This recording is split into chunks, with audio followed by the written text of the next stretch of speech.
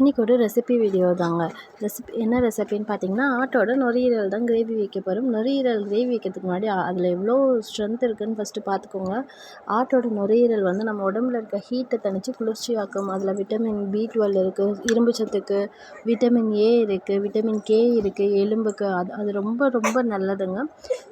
நீங்கள் weekly once ஆட்டோட நுரையீரல் எடுத்துக்கிட்டிங்கன்னா நம்ம உடம்புல இருக்க ஹீட்டெல்லாம் தனியும், எலும்புக்கும் நல்லது, பார்வைக்கும் நல்லது, ஸ்கின்னுக்கும் நல்லது. இது ஃபஸ்ட்டு எப்படி செய்கிறதுன்னு பார்த்துக்கலாம். ஒரு பேன் எடுத்து 2 டேபிள் ஸ்பூன் போல் ஆயில் ஆட் பண்ணி அதில் கொஞ்சம் ஸ்பைசஸும் ஆட் பண்ணிக்கோங்க. ஒரு தக்காளி, ஒரு வெங்காயம் ஃபைனாக சாப் பண்ணி வச்சுருக்கேன், அதுவும் வந்து ஆட் பண்ணி அது நல்லா வதங்கட்டும். ஒரு பச்சை மிளகாய் ஆட் பண்ணிக்கோங்க. நல்லா வதங்கிட்ட பிறகு அதில் ஒரு பிஞ்ச் மஞ்சத்தூள் ஆட் பண்ணிக்கோங்க. அதையும் போட்டு வதக்கி விட்டுட்டு 1 டேபிள் ஸ்பூன் போல் தனி மிளகாய்த்தூள், 2 டேபிள் ஸ்பூன் போல் மல்லித்தூள் எல்லாம் ஆட் பண்ணி நல்லா கிளறி விட்டுக்கோங்க. வாட்டர் எதுவுமே ஆட் பண்ணாதீங்க.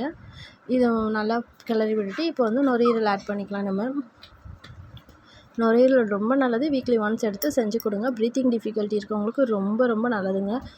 இதை கிளறி விட்டுட்டு இப்போ வந்து ஒரு 2 டேபிள் ஸ்பூன் போல் மட்டன் மசாலா ஆட் பண்ணிக்கலாம். ஆட் பண்ணி அதையுமே வந்து நல்லா கிளறி விட்டுக்கலாம்.